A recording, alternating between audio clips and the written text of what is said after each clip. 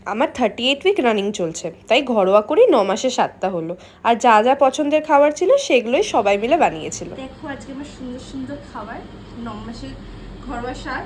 এই যে ইলিশ মাছ ভাজা তেল দিয়ে, এটা হচ্ছে মা করেছে। এটা হচ্ছে পোলাও ভাই করেছে। এটা হচ্ছে মাটন সুরিয়া করেছে। আর এটা হচ্ছে পাতুরি পুগলাই করেছে। আমার 7 মাসের সাথে যা যা বাদ পড়ে গেছিল সেই সব স্বাদ কিন্তু 9 মাসে পূরণ হয়ে গেল।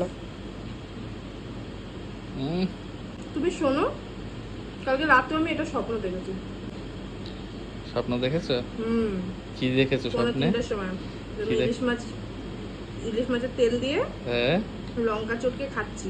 আচ্ছা। আর তাই জন্য আমি 3:45-র সময় থেকে ঘুমাতে পারিনি। আর খিদেতে 7টার সময় উঠে আমি ছাতু চেয়েছি। খিদে পেয়েছিল এত আমার সারা রাত, তাই।